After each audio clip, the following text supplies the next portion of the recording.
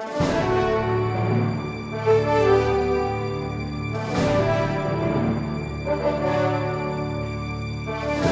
Iglesia Bíblica del Señor Jesucristo presenta Palabra de Gracia. La temporada navideña en la que estamos produce reacciones muy diversas e incluso contradictorias en muchas personas. A muchos les encanta la Navidad, y no precisamente porque esta es una época en la que recordamos el nacimiento de Cristo, sino por las reuniones familiares, los aguinaldos, los regalos, la decoración, la música, la comida. Sin embargo, para otras personas la Navidad es una época muy estresante. El tránsito se vuelve caótico, más caótico.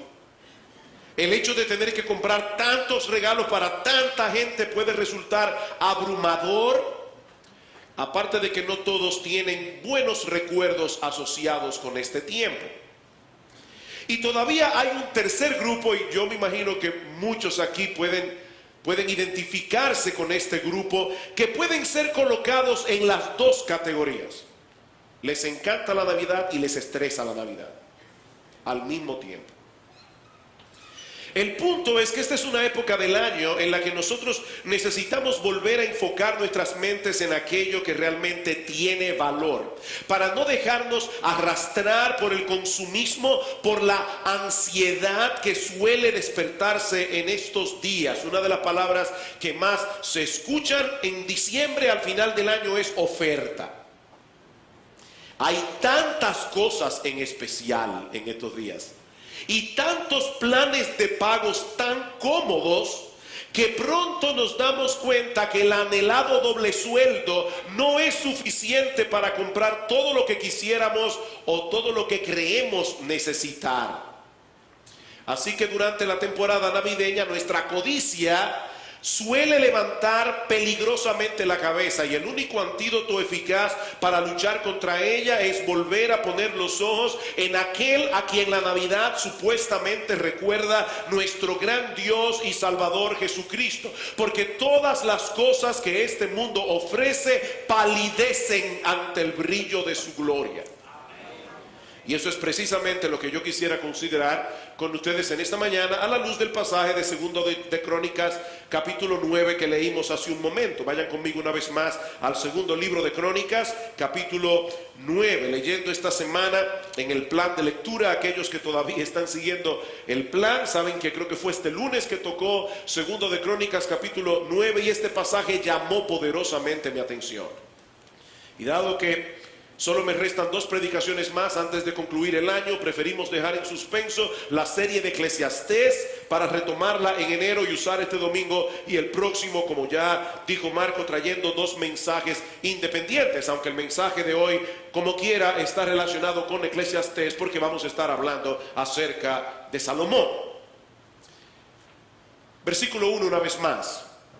Cuando la reina de Sabá oyendo la fama de Salomón, vino a Jerusalén con un séquito muy grande, con camellos cargados de especias aromáticas, oro en abundancia y piedras preciosas, para probar a Salomón con preguntas difíciles. Y luego que vino a Salomón, habló con él todo lo que en su corazón tenía. Lo primero que nosotros encontramos aquí es esta reunión, este encuentro entre la reina de Sabá y el rey Salomón. La reina de Sabá era muy probablemente la soberana del reino de los sabeos en el suroeste de Arabia, una de las grandes potencias comerciales y económicas de la antigüedad.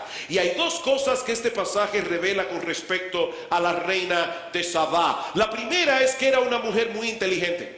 Muy inteligente. Dice en el versículo 1 que ella vino a Jerusalén con el propósito expreso de probar a Salomón con preguntas difíciles. Ella no vino a hacer acuerdos comerciales, ella no vino a hablar tonterías, ella vino a probar a Salomón. Y hacer un viaje tan largo y tan difícil para probar la inteligencia de un hombre probablemente es un reflejo de la propia capacidad y curiosidad intelectual que esta mujer tenía. Pero el texto nos revela también que era una mujer inmensamente rica. Eso es obvio por el séquito enorme que la acompañaba, por todos los regalos que trajo consigo para el rey Salomón, incluyendo 120 talentos de oro. En un lenguaje actual, hermanos, esta mujer cargaba consigo unas 4 toneladas de oro.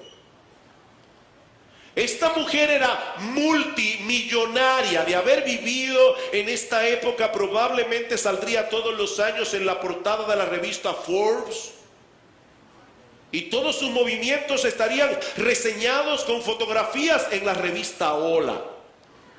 Era todo un personaje la reina de Sabá. Seguramente esta mujer estaba acostumbrada a ver cosas inusuales. Y sin embargo, los rumores que ella escuchaba acerca de Salomón despertaron tal curiosidad que ella decidió viajar unos 2000 kilómetros, hermanos, en aquellos días para comprobar si todo eso era verdad. Y por supuesto, al conocer a Salomón no quedó decepcionada, versículo 2. Pero Salomón le respondió a todas sus preguntas, y nada hubo que Salomón no le contestase. En todo el mundo no había ningún hombre que igualara a Salomón. Dice en el versículo 22 de este mismo capítulo que él excedió a todos los reyes de la tierra en riqueza y en sabiduría. Como ustedes recordarán, al principio de su reinado el Señor se le apareció a Salomón y le dijo: pídeme lo que tú quieras. Y dice en el primer libro de Reyes capítulo 3 versículo 9 que Salomón le pidió a Dios que le diera un corazón entendido para juzgar a su pueblo y para discernir entre lo bueno y lo malo. Y sigue diciendo el texto que agradó delante del Señor que Salomón pidiese esto, y le dijo Dios: porque has demandado esto y no pediste para ti muchos días, ni pediste para ti riquezas, ni pediste la vida de tus enemigos, he aquí que te he dado corazón sabio y entendido, tanto que no ha habido antes de ti otro como tú, ni después de ti se levantará otro como tú. Y aún también te he dado las cosas que no pediste, riquezas y gloria, de tal manera que entre los reyes ninguno haya como tú en todos tus días. Mis hermanos, Dios quiso darle a Salomón riquezas, grandeza, gloria y sabiduría. Dios se lo dio. Y más adelante, en el primer libro de Reyes capítulo 4 versículo 29, otra vez dice que la sabiduría de Salomón era mayor que la de todos los orientales y que toda la sabiduría de los egipcios, y compuso 3000 proverbios, y sus cantares fueron 1005. También disertó sobre los árboles, desde el cedro del Líbano hasta el hisopo que nace en la pared. Era un científico Salomón. Asimismo disertó sobre los animales, sobre las aves, sobre los reptiles y sobre los peces. Y para oír la sabiduría de Salomón venían de todos los pueblos y de todos los reyes de la tierra donde había llegado la fama de su sabiduría. Ahora imagínense, hermanos, el impacto que produjo Salomón en la reina de Sabá. Cuando esta mujer comenzó a probar a Salomón con preguntas difíciles y él tenía una respuesta para todo, yo me imagino el impacto que esto causó en ella. Noten el versículo 3: y viendo la reina de Sabá la sabiduría de Salomón y la casa que había edificado y las viandas de su mesa, las habitaciones de sus oficiales, el estado de sus criados y los vestidos de ellos, sus maestresalas y sus vestidos, y la escalinata por donde subía a la casa de Jehová, que dice en otro texto que tenía 12 leones tallados, dice que se quedó asombrada. Y lo que el texto hebreo literalmente dice es que se quedó sin aliento. Se quedó sin aliento. La reina de Sabá no sabía qué decir, y eso no es común en una mujer, y mucho menos en una reina. Y cuando finalmente pudo decir algo, tuvo que confesarle a Salomón que ella había reaccionado con escepticismo ante todo lo que solía oír acerca de él. Pero la realidad superó por mucho sus expectativas. Versículo 5. Y digo al rey, verdad es lo que había oído en mi tierra acerca de tus cosas y de tu sabiduría, pero yo no creía las palabras de ellos hasta que he venido y mis ojos han visto. Y he aquí que ni aun la mitad de la grandeza de tu sabiduría me había sido dicha, porque tú superas la fama que yo había oído. Esas no son palabras que los monarcas suelen decir a otros monarcas. Yo me imagino que durante toda su vida esta mujer estuvo acostumbrada a ser el centro de atención. Es probable que nunca antes la reina de Sabá hubiese encontrado a nadie que le hiciera sombra, en ningún sentido. Pero la superioridad de Salomón era más que evidente. Versículo 7. Bienaventurados tus hombres, dichosos estos tus siervos tuyos, que están siempre delante de ti y oyen tu sabiduría. Bendito sea Jehová tu Dios, el cual se ha agradado de ti para ponerte sobre su trono como rey para Jehová tu Dios. Por cuanto tu Dios amó a Israel para afirmarlo perpetuamente, por eso te ha puesto por rey sobre ellos, para que hagas juicio y justicia. Aquí tenemos a una reina pagana exaltando al Dios de Israel por haber colocado en el trono a un hombre como Salomón. Ella le está diciendo, vuestro Dios tiene que amar mucho a este pueblo al haberles dado un rey como tú. Bienaventurados, dichosos, felices los que tienen la oportunidad de servirte. Felices los que tienen la oportunidad de escuchar continuamente tu sabiduría. Mis hermanos, Salomón fue un rey excepcional, lleno de grandeza, lleno de gloria. De hecho, cuando nuestro Señor Jesucristo quiso resaltar la hermosura de lo que Dios había hecho en su creación, dice en Mateo 6:29 en el Sermón del Monte, que ni aun Salomón con toda su gloria se vistió como un lirio del campo. Jesús mismo usó a Salomón para hablar de algo glorioso, ni aún Salomón. La gloria y la grandeza de Salomón eran incomparables. Pero lo que yo quiero que veamos en el resto de este mensaje, ya hablamos de la grandeza de Salomón. Lo que yo quiero que veamos en el resto de este mensaje es que nuestro Señor Jesucristo posee una grandeza y una gloria infinitamente superiores. Amén. Infinitamente superiores. Escuchen una vez más Mateo 12:42, el texto con el que yo comencé mi mensaje. La reina del sur se levantará en el juicio con esta generación y la condenará, porque ella vino de los fines de la tierra para oír la sabiduría de Salomón. Y he aquí, dice el Señor, más que Salomón en este lugar. Esta mujer decidió hacer un viaje de cerca de 2000 kilómetros. Porque no podía creer que todas las cosas que se decían de la sabiduría de Salomón podía ser verdad. Ella no podía creer en los cuentos que oía acerca de la magnificencia de su corte. Y al llegar se da cuenta que todos los reportes que ella había escuchado en realidad se quedaban muy cortos. Él era mucho más sabio, él era mucho más rico de lo que se decía. Sus palacios y sus casas eran mucho más hermosas. La comida que se servía en su mesa era mucho más exquisita. Hasta las habitaciones de sus oficiales y los vestidos de sus criados opacaban la corte de cualquier otro monarca en aquellos días. Pero a pesar de todo eso, Cristo mismo dice, yo soy más grande que Salomón. Amén. Imagínense por un momento lo que tuvo que haber sido para los judíos escuchar algo así. Ellos habían leído acerca de Salomón. Ellos tenían ahí en el edificio, el templo de Salomón, ya remodelado por Herodes, pero ellos podían palpar algo de la gloria antigua que tuvo el reinado de Salomón. Y Cristo les está diciendo a estos judíos que esa reina pagana se levantaría como un testimonio contra ellos en el día del juicio por el interés que ella mostró en escuchar la sabiduría de Salomón. Y he aquí, más que Salomón en este lugar. Mi grandeza, dice Cristo, es infinitamente superior a la suya en todos los aspectos. Cualquier reporte que ustedes hayan escuchado acerca de mí, en realidad no es ni la mitad de lo que en realidad yo soy, dice el Señor. A través de 2000 años de historia, muchos predicadores han tratado de presentar a Cristo en toda su gloria, han hablado de su grandeza, han proclamado su sabiduría, de su poder para salvar. Y ¿saben qué, mis hermanos, mis amigos que están aquí en esta mañana? Todo lo que se ha dicho de Él en estos 2000 años, todo lo que los teólogos han escrito acerca de su persona, acerca de su obra redentora, apenas le hace justicia.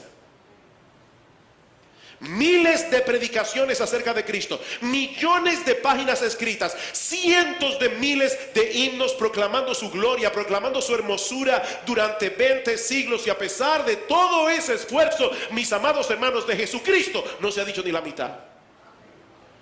Ni la mitad. Queridos hermanos, ¿cómo pudiéramos hacerle justicia con las limitaciones de nuestro vocabulario a aquel que no es otro que el Dios encarnado, la segunda persona de la Trinidad, que solo con su poder trajo todas las cosas a la existencia? En el principio era el verbo, dice Juan en su introducción, y el verbo era con Dios y el verbo era Dios. Todas las cosas por Él fueron hechas, sin Él nada de lo que ha sido hecho fue hecho. Si la reina de Sabá se quedó sin aliento al contemplar las cosas que Salomón había hecho, mis hermanos, ¿cuál debería ser nuestra reacción al contemplar las obras de Jesús? Pablo dice en Colosenses 1:16 que en Él fueron creadas todas las cosas. Todas las cosas, las que hay en los cielos, las que hay en la tierra, visibles e invisibles, sean tronos, sean dominios, sean principados, sean potestades, todo fue creado por medio de Él y para Él, y Él es antes de todas las cosas, y todas las cosas en Él subsisten. En otras palabras, todas las cosas permanecen unidas por causa de Él. Nuestro Señor Jesucristo no solo es el creador de todo cuanto existe, Él es también el sustentador de todo lo que existe. Si fuese posible que Jesús se distrajera solo por un instante y dejara de ejercer su poder sobre todas las cosas creadas, mi hermano, ¿saben lo que pasaría? Todo se desintegraría. ¿Cómo pudiéramos nosotros describir con precisión el alcance del poder de nuestro Señor o de su sabiduría? Si la reina de Sabá se quedó muda de asombro ante la sabiduría de Salomón, mis hermanos, ¿qué podemos decir nosotros acerca de nuestro Señor Jesucristo? Aquel en quien están escondidos todos los tesoros de la sabiduría y del conocimiento, dice Pablo en Colosenses capítulo 2, versículo 3. Él tiene todas las respuestas a todas las inquietudes del corazón humano. Él tiene todas las respuestas, aún de aquellas cosas que nosotros ni siquiera preguntamos porque no sabemos que no sabemos. Yo no sé si alguna vez tú has pensado en tu ignorancia, pero nosotros somos tan ignorantes que aún hay muchas cosas que nosotros ignoramos que ignoramos. Nuestro Señor lo sabe todo. Todo, no hay ningún misterio oculto del que Él no se haya enterado, ni ninguna clase de conocimiento que escape a su conocimiento. ¿O qué pudiéramos decir de las dos naturalezas de Cristo en una sola persona? Eso es lo que supuestamente estamos celebrando en estos días, la encarnación del Hijo de Dios. La segunda persona de la Trinidad decidió asumir una naturaleza humana en el vientre de una virgen llamada María, de tal manera que nuestro Señor Jesucristo es perfectamente Dios y es perfectamente hombre. No me pidan que les explique este misterio porque yo no puedo hacerlo. Pero lo que eso significa es que el Señor Jesucristo es una sola persona con dos naturalezas completamente distintas que no se mezclan entre sí. Él tenía todas las características que hacen que Dios sea Dios y al mismo tiempo todas las características que hacen que un hombre sea un hombre, excepto que Él nunca pecó. Su divinidad no afectó en nada a su humanidad. Como hombre Él era exactamente igual que tú e igual que yo. Él no era una especie de Superman, Pero al mismo tiempo su humanidad tampoco disminuyó en nada su divinidad. ¿Y para qué Dios se hizo hombre? Para morir en una cruz por pecadores que merecían ser condenados por sus pecados. Jesucristo vino al mundo a sustituirnos en el lugar de ejecución. Toda la ira de un Dios perfectamente justo fue derramada sobre él para que nosotros pudiésemos ser perdonados de todos nuestros pecados sin que Dios pasara por alto su justicia perfecta. Él decidió asumir nuestra culpabilidad en el tribunal de Dios para que nosotros fuésemos absueltos. Y es pensando en este glorioso plan de redención que el apóstol Pablo escribe en Romanos capítulo 11, versículo 32. Oh profundidad de las riquezas, de la sabiduría y de la ciencia de Dios. Cuán insondables son sus juicios e inescrutables sus caminos. Porque ¿quién entendió la mente del Señor? ¿A quién se le hubiese ocurrido un plan de salvación así? ¿O quién fue su consejero? Pregunta Pablo. ¿O quién le dio a él primero para que le fuese recompensado? Porque de él y por él y para él son todas las cosas. A él sea gloria por los siglos. Amén. Mi amigo, yo pudiera pasar horas y horas y horas y horas hablándote de Cristo en esta mañana, hablándote de su poder, hablándote de su sabiduría, hablándote de su gracia, hablándote de su bondad, de su amor, de su compasión, de su ternura, pero al final de todas esas horas no te habré dicho ni la mitad. Solo el Señor conoce la frustración que sentimos los predicadores, y yo la he sentido fuertemente en estos días, cuando tratamos de expresar de la mejor manera que nosotros podemos que nuestro bendito, precioso, glorioso Señor y Salvador Jesucristo es incomparable. Él es incomparable. Ahora yo te pregunto, ¿acaso no vale la pena conocer a una persona como Él? Si los siervos de Salomón eran bienaventurados por estar delante de él, los creyentes disfrutamos de la más grande bienaventuranza que ningún ser humano podrá disfrutar jamás. Dios el Padre tiene en Dios el Hijo toda su complacencia y nosotros estamos escondidos en él. ¿Sabes lo que eso significa, mi amado hermano?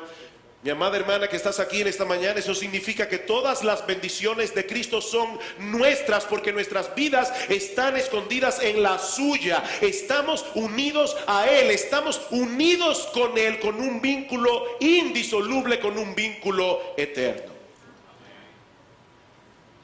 Así que yo no tengo manera de expresarte con toda precisión y de una manera exhaustiva todo lo que Cristo es, ni lo que Él significa para millones de creyentes alrededor del mundo. Pero a pesar de eso, tú puedes hacer hoy lo mismo que hizo la reina de Sabá al escuchar el reporte acerca de Salomón. Ven y compruébalo por ti mismo.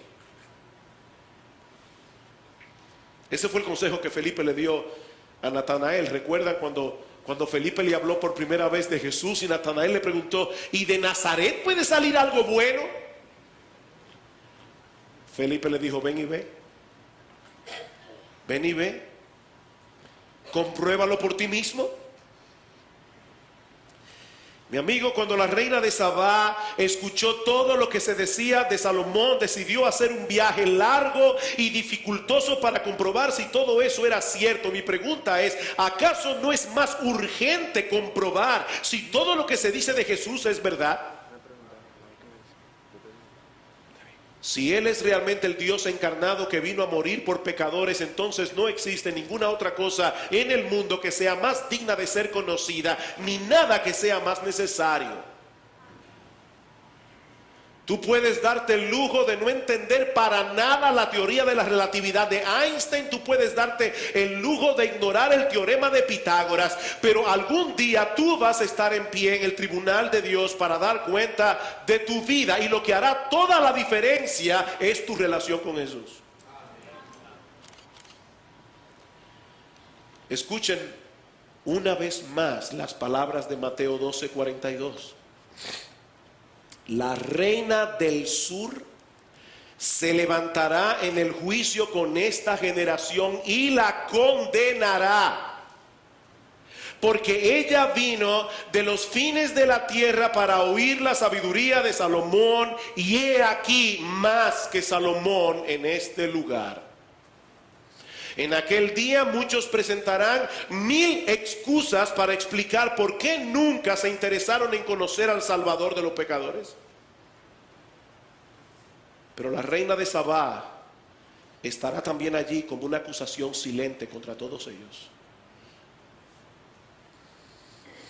Y de paso, hermanos, miembros de la Iglesia Bíblica del Señor Jesucristo y cualquier creyente de cualquier otra iglesia que puede estar aquí hoy, yo creo que esta mujer también es una amonestación silenciosa contra muchos que profesan ser cristianos y por cualquier razón dejan de asistir a los cultos congregacionales de su iglesia, donde Cristo se hace presente y donde su sabiduría es escuchada a través de la predicación de su palabra. Yo creo que esta mujer es una amonestación silente para muchos que profesan ser cristianos. ¿Qué le dijo el Señor a sus discípulos en Lucas capítulo 10, versículo 16? El que a vosotros oye, a mí me oye. No, nosotros no venimos a Iglesia Bíblica del Señor Jesucristo, a estos cultos, a escuchar a Sugel Micheleno, a Salvador Gómez, a Eduardo Saladín, a Lester Flaquero, a Marco Peña y cualquier otro de los pastores o cualquier otro predicador. No, si se está predicando fielmente la palabra de Dios, si se está exponiendo fielmente lo que Dios dice en su palabra, mis amados hermanos, lo que nosotros venimos a escuchar aquí es la sabiduría de Jesús revelada en este libro y proclamada a través de hombres imperfectos como nosotros. El que a vosotros oye, a mí me oye. El que a vosotros desecha, a mí me desecha. Y el que me desecha, a mí desecha al que me envió. Si la sabiduría de Salomón bien valió un viaje de 2000 kilómetros, ¿cuánto más la sabiduría de aquel que todo lo llena en todo? Amén. Y es interesante notar que la reina de Sabá no recibió ninguna invitación de Salomón. ¿Se dieron cuenta de eso? No. Ella simplemente oyó la fama de Salomón. Ella dijo: yo tengo que conocer a ese hombre. Pero Cristo, en su amor, en su bondad, en su condescendencia, Él llama a los pecadores a venir a Él. Y Él les promete en Juan capítulo 6, versículo 37, que ninguno que venga será echado fuera. Mateo capítulo 11, versículo 28, venid a mí todos los que estáis trabajados y cargados, que yo los haré descansar. Llevad mi yugo sobre vosotros y aprended de mí, que soy manso y humilde de corazón, y hallaréis descanso para vuestras almas. Juan capítulo 6, versículo 35, yo soy el pan de vida, el que a mí viene nunca tendrá hambre, el que en mí cree no tendrá sed jamás. Juan capítulo 6, versículo 37, si alguno tiene sed, venga a mí y beba. El que cree en mí, como dice la Escritura, de su interior correrán ríos de agua viva. Vengan, dice Cristo, vengan. Yo los invito. Y ninguno que venga a ser echado fuera. Ahora hay un detalle más en este relato de 2 de Crónicas 9 que yo no quisiera pasar por alto en esta mañana, porque presenta una gran similitud y al mismo tiempo un gran contraste entre Cristo y Salomón. Dice en el versículo 9 que esta mujer le llevó a Salomón regalos muy costosos. Recuerda, el versículo 9 dice: y dio al rey 120 talentos de oro, gran cantidad de especias aromáticas y piedras preciosas. Nunca hubo tales especias aromáticas como las que dio la reina de Sabá al rey Salomón. Eran regalos muy costosos. Pero ahora escuchen el versículo 12. Y el rey Salomón dio a la reina de Sabá todo lo que ella quiso y todo lo que le pidió, más de lo que ella había traído al rey. Más de lo que ella había traído al rey.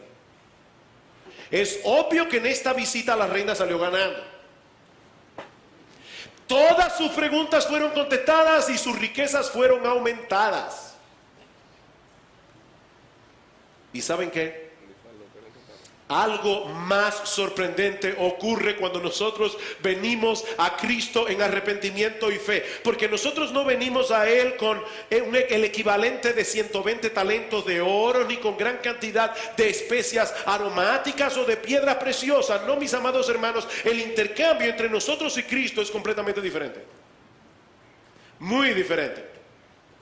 Nosotros le damos a Él nuestro pecado y Él nos viste con la ropa de gala de su justicia perfecta. Amén. Nosotros le entregamos una vida completamente destruida, sin esperanza, sin Dios en el mundo, y por causa de Él somos libertados del pecado, somos recibidos en la familia de la fe con todos los derechos y prerrogativas de los hijos de Dios. Nosotros les damos nuestro infierno y Él de pura gracia nos concede la esperanza de gloria. ¡Qué intercambio! ¡Qué intercambio, hermanos! ¡Qué increíble! Mi amigo, yo espero que no te vayas de este lugar en esta mañana sin acercarte a Cristo por medio de la fe. Yo espero que tú no te atrevas a irte de aquí sin pedirle a ese Jesús que perdone tus pecados. Tú no tienes que viajar 2000 kilómetros para encontrarte con Él. Basta que allí donde estás sentado, en el lugar donde estás en esta mañana, le ruegues con un corazón contrito y humillado que tenga misericordia de ti, que transforme en fe tu incredulidad. Cristo puede hacer eso. Él ha prometido hacer eso. Amén. Pero yo no quisiera terminar en esta mañana sin dirigir unas últimas palabras. Voy a hacerlo al revés hoy. A todos aquellos que ya han venido a Cristo en arrepentimiento y fe. En otras palabras, yo no quiero terminar este mensaje sin decirle algo aquí a los creyentes, a los que ya son cristianos por la gracia de Dios. Querido hermano, vuelve a leer otra vez las palabras de la reina de Sabá en los versículos 7 y 8. Bienaventurados tus hombres. He aquí más que Salomón.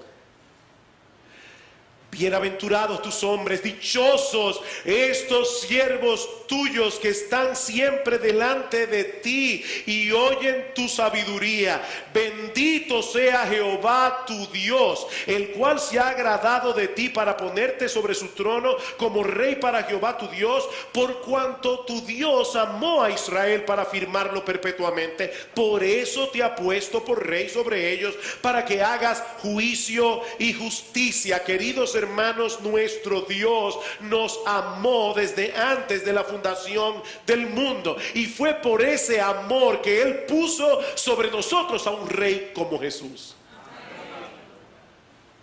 A un rey como Jesús. Fue por amor que Dios nos libró de la potestad de las tinieblas, como dice Pablo en Colosenses capítulo 1 versículo 13, y nos trasladó al reino de su amado Hijo. ¿No deberíamos nosotros experimentar un sentido de asombro inmensamente superior al de la reina de Sabá al permitírsenos conocer a un rey como nuestro rey?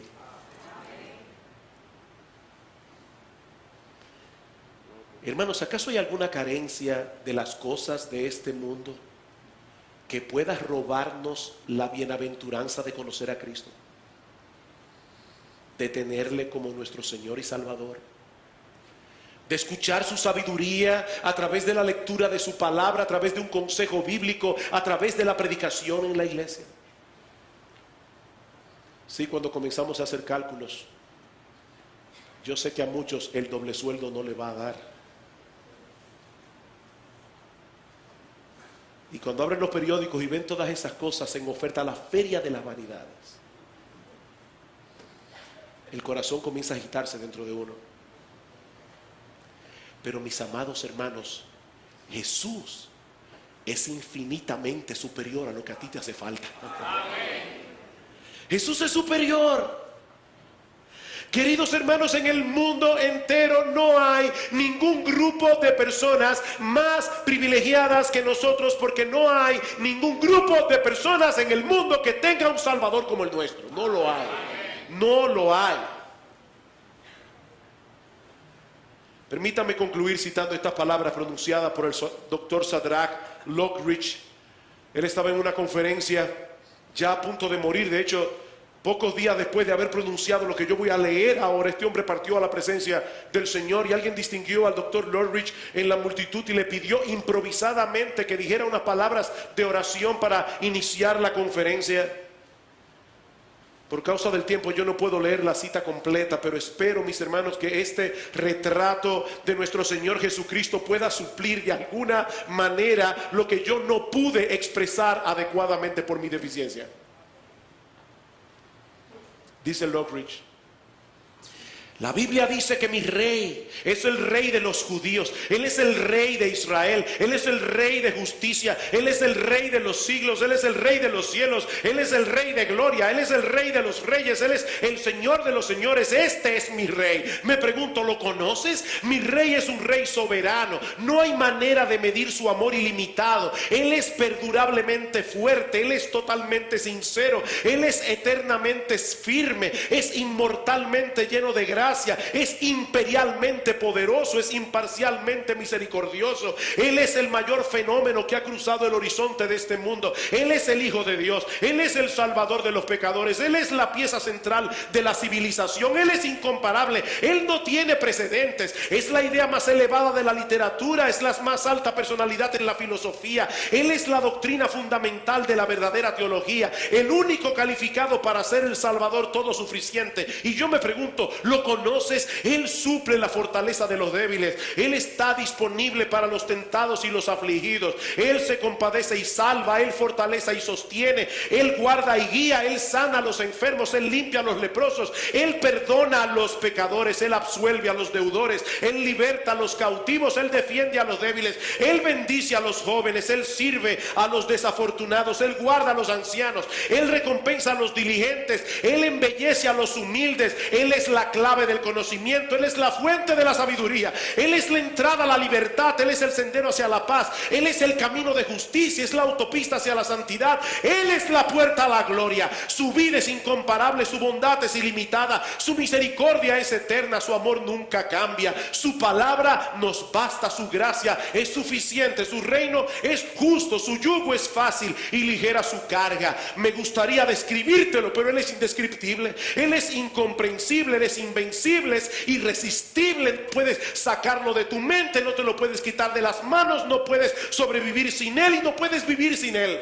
Los fariseos no podían soportarlo, pero se dieron cuenta que tampoco podían detenerlo. Pilato no pudo encontrar ninguna falta en Él. Herodes no pudo matarlo. La muerte no pudo con Él y la muerte no lo pudo retener. Este es mi rey. Este es mi rey.